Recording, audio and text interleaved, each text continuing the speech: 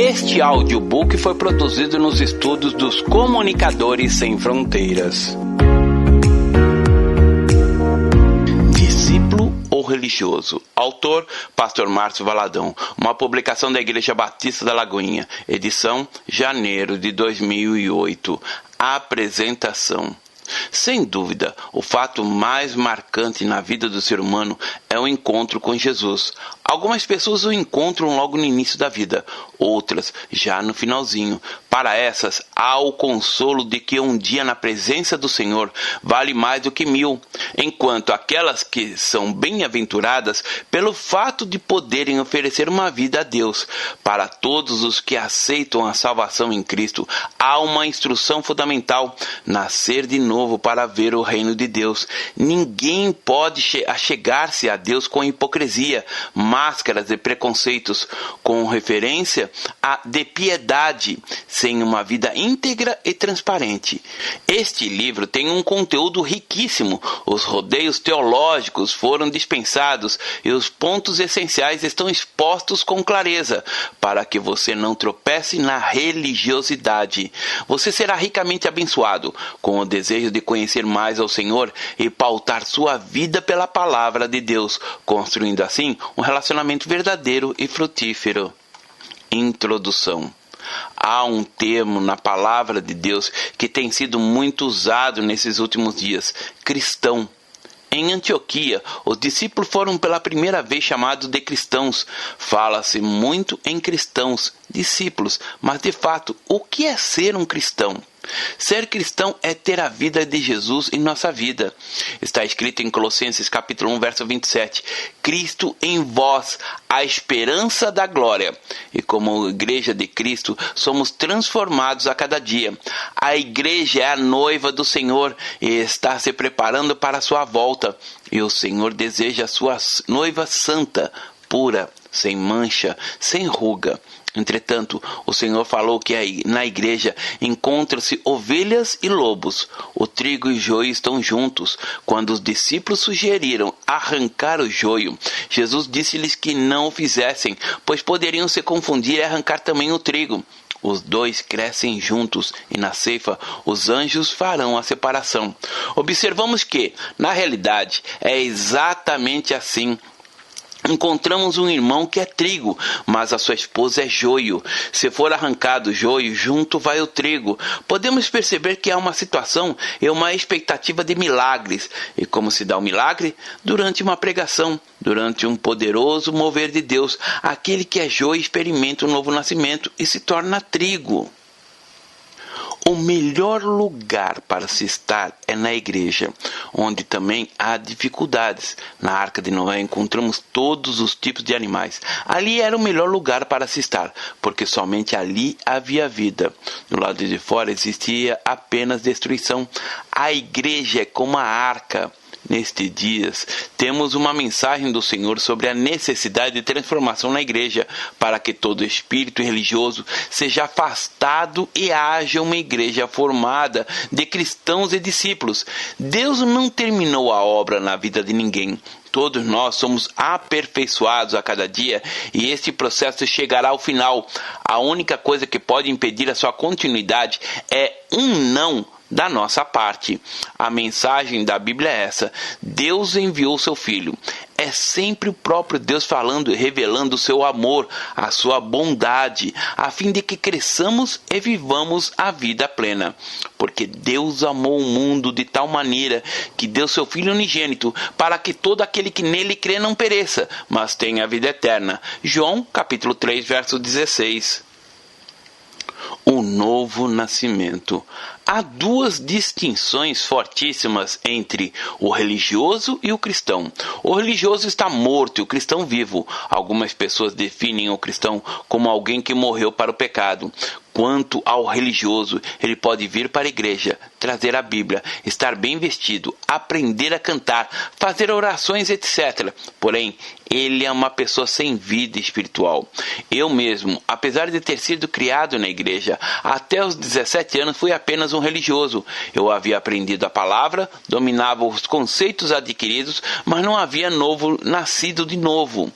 Basicamente, o cristão é aquele que nasceu de novo. Nem todos podem dizer com exatidão a data do seu novo nascimento. Contudo, é incontestável que todos têm uma história antes e depois dele. Em João capítulo 3, verso 3 está escrito: "A isto respondeu Jesus, em verdade te digo que, se alguém não nascer de novo, não pode ver o reino de Deus." O novo nascimento não tem nada a ver com a reencarnação. O novo nascimento é espiritual. Jesus Cristo disse: "Aquele que é nascido da carne é carne." A doutrina da reencarnação baseia-se na carne, ou seja, reassumir a alma à forma material, em vidas sucessivas e diversas. Não tem nada a ver com a palavra de Deus. O novo nascimento é aquela experiência que o ser humano tem ao crer no Senhor Jesus, quando reconhece que é um pecador miserável e diz: "Senhor, salva-me." Num ato de fé, recebe a salvação. Em Lucas capítulo 13, verso 3, o Senhor diz: "Se, porém, não vos arrependerdes, todos igualmente perecereis." A mensagem do Senhor é enfática. Para as pessoas nascerem de novo, para ser salva, é preciso haver arrependimento. Isso não significa sentir tristeza pelas coisas erradas que fez, ou chorar, lamentar-se, remoer-se em angústia. O arrependimento é uma mudança, uma disposição para tomar outro caminho. Aquele que se arrepende da minha volta, abandona aquele caminho e toma outra decisão. O Senhor Jesus enfatizou o arrependimento para evitar a destruição total. O verso 23 do capítulo 1 de Colossenses traz inicialmente uma condição para esta: "Se permaneceis na fé." Ele nos libertou do império das trevas e nos transportou para o reino do Filho do seu amor, no qual temos a redenção, a remissão dos pecados. Este é a imagem do Deus invisível, o primogênito de toda a criação, pois nele foram criadas todas as coisas nos céus e sobre a terra, as visíveis e as invisíveis, sejam tronos, sejam soberanias, quer principados, quer potestades. Tudo foi criado por meio dele e para ele. Ele é antes de todas as coisas. Nele tudo subsiste. Ele é o cabeça do corpo, da igreja. Ele é o princípio, o primogênito dentre os mortos, para em todas as coisas ter a primazia, porque aprouve a Deus que nele residisse toda a plenitude e que, havendo feito a paz pelo sangue da sua cruz, por meio dele reconciliasse consigo mesmo todas as coisas, quer sobre a terra, quer nos céus. E a vós outros também que outrora éreis estranhos, inimigos no entendimento pelas vossas obras malignas. Agora, porém, vos reconciliou no corpo da sua carne, mediante a sua morte, para apresentar-vos perante ele santos, inculpáveis e irrepreensíveis. Agora, porém, vos reconciliou no corpo da sua carne, mediante a sua morte, para apresentar-vos perante ele santos, inculpáveis e irrepreensíveis, se é que permaneceis na fé, alicerçados e firmes, não vos deixando afastar da esperança do evangelho que ouvistes, e que foi pregado a toda criatura debaixo do céu, e do qual eu, Paulo, me tornei ministro. Colossenses capítulo 1, verso 13 a 23. O religioso é legalista. Em Colossenses capítulo 2, versos 13 a 19, encontramos uma descrição do religioso. E a vós outros, que estáveis mortos pelas vossas transgressões e pela incircuncisão da vossa carne, vos deu vida juntamente com ele, perdoando todos os nossos delitos, tendo cancelado escrito de dívida, que era contra nós e que constava de ordenanças, o qual nos era prejudicial, removeu-o inteiramente, encravando-o na cruz e despojando os principados e as potestades, publicamente os expôs ao desprezo, triunfando deles na cruz. Ninguém, pois, vos julgue por causa da comida e bebida, ou dia de festas, ou lua nova, ou sábados, porque tudo isso tem sido sombra das coisas que haviam de vir. Porém, O corpo é de Cristo. Ninguém se faça árbitro contra vós outros, pretextando humildade e culto dos anjos, baseando-se em visões, enfatuando sem motivo algum na sua mente carnal, e não retendo a cabeça, do qual todo o corpo, suprido e bem vinculado por suas juntas e ligamentos, cresce o crescimento que procede de Deus. A expressão mortos indica que enquanto as pessoas não nasceram de novo, ela não recebeu a vida de Deus. Pode fazer sacrifício e outras coisas, porém tais atitudes não as aproximam de Deus. Não transmite absolutamente nada. Não passam de atos religiosos. Meus amados, enquanto o ser humano não recebe vida, ele é apenas um religioso que cumpre determinados procedimentos e preocupa-se com o não fazer isso ou não fazer aquilo. Há tempo, uma moça não convertida trabalhou em minha casa. Estava no processo, frequentando uma igreja onde há muito legalismo. Ela chegou até mesmo a mudar seu modo de vestir. Consideramos isso muito bom. Ela jejuava sempre e parecia esforçar-se, porém ela vivia situações bastante complicadas. Um dia ela foi à casa da sogra e lá tiveram uma briga. A moça bateu na sogra. Nenhum religioso traz um novo nascimento. E está escrito na palavra que todas essas ordenanças o Senhor as tomou e as cravou na cruz.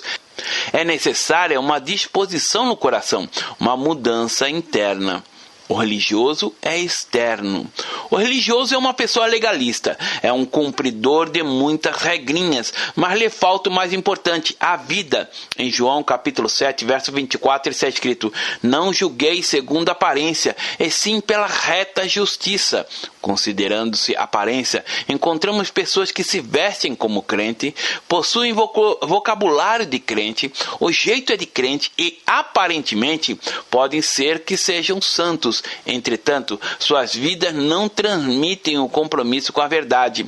Do lado de fora é certinho, mas se tivesse saído de uma forma, mas é só casca, só tem o lado de fora. É como possuir um lindo carro importado. Alguém vê e puxa, que carro!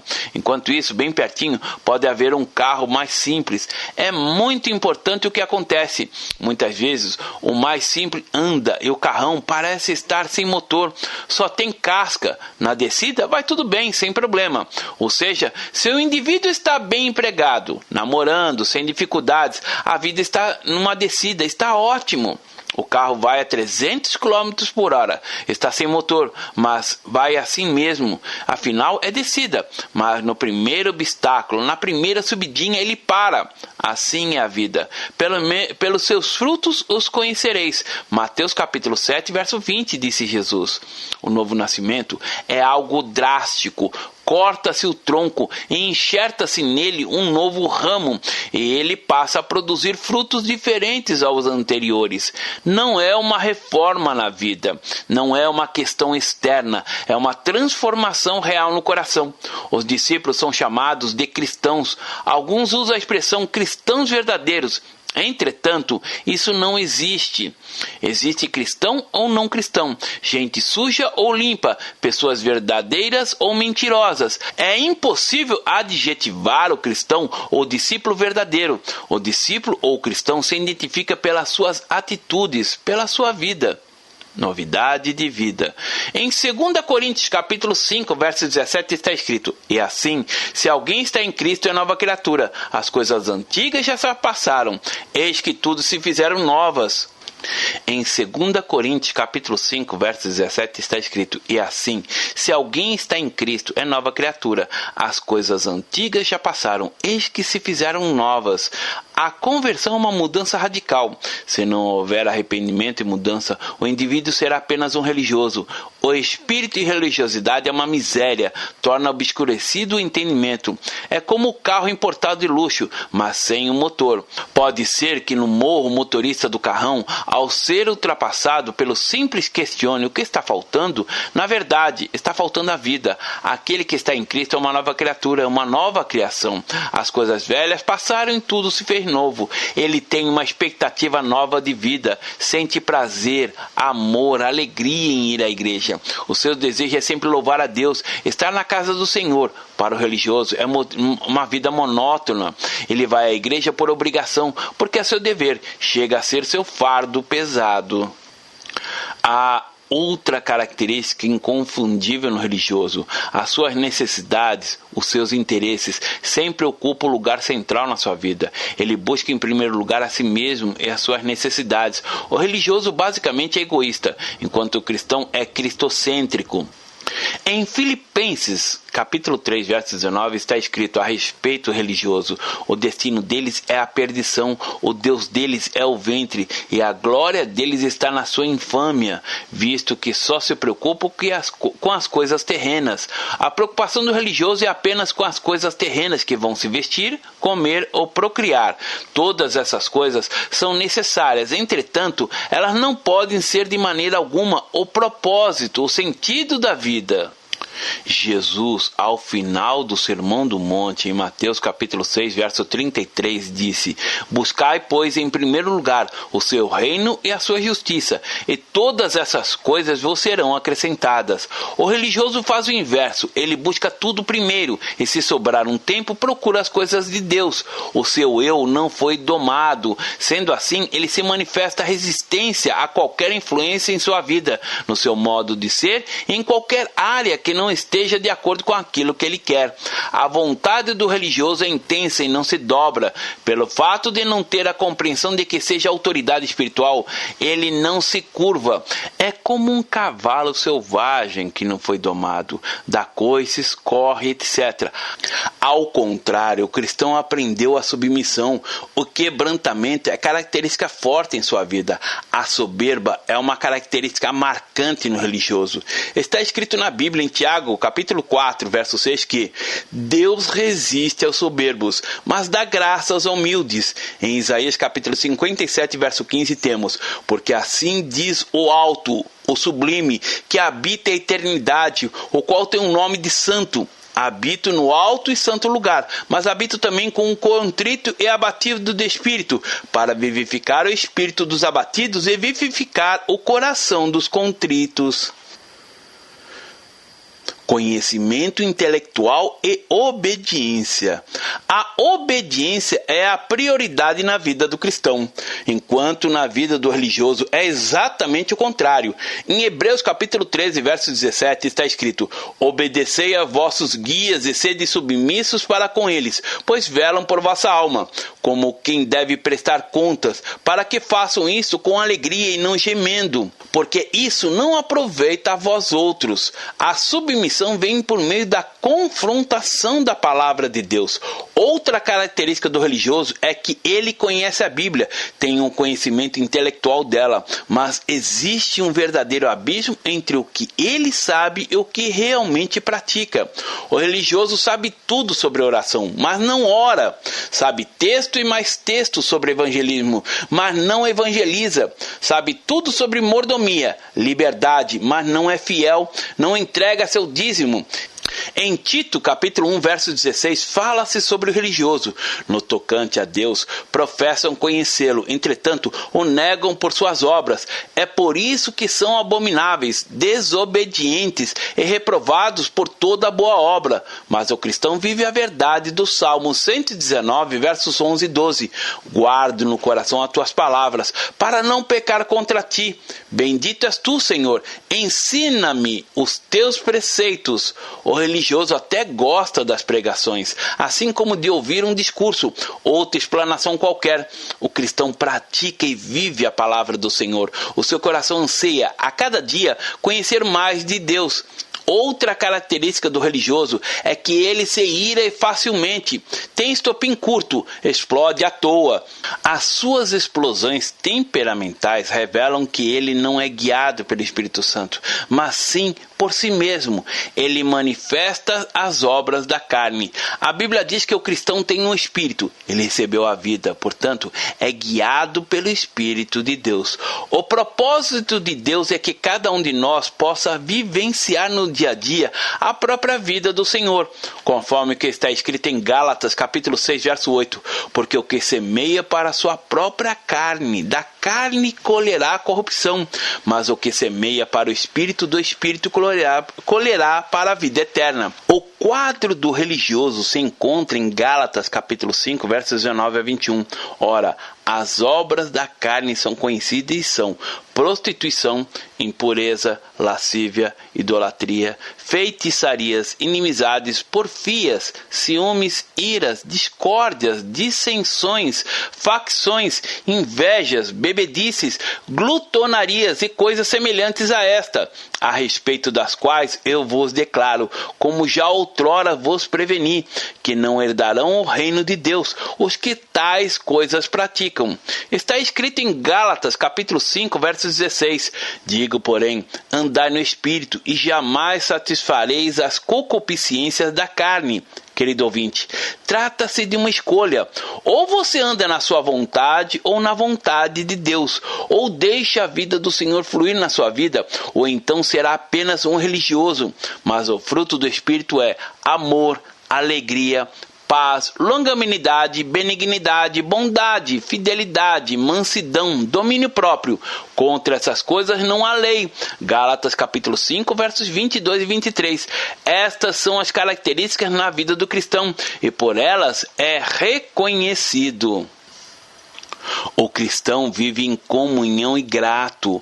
O religioso tem facilidade de entrar em choque com outras pessoas e muitas vezes manifesta amargura, ressentimento e ira. Em consequência disso, ele tem muitos problemas interpessoais em todas as áreas da sua vida. Falta vida ao religioso. Essa é a causa de tantas dificuldades no relacionamento e nas questões sociais. Em 1 João capítulo 3, verso 15 diz, há um versículo referente a essa questão. Todo aquele que odeia o seu irmão é assassino. Ora, vós sabeis que todo assassino não tem a vida eterna permanente em si. A indiferença é uma terrível manifestação do ódio. Em 1 João capítulo 2, verso 10 está escrito, aquele que ama o seu irmão permanece na luz, e nele não há nenhum tropeço. O cristão tem estreita comunhão com seu irmão, a quem manifesta amor, lealdade, amizade e serviço. Ele aprendeu a suportar as fraquezas do próximo. Ninguém jamais viu a Deus. Se amarmos uns aos outros, Deus permanece em nós e o seu amor é em nós aperfeiçoados. 1 João capítulo 4, verso 12. Uma das características do cristão é esta, o amor pelos seus irmãos.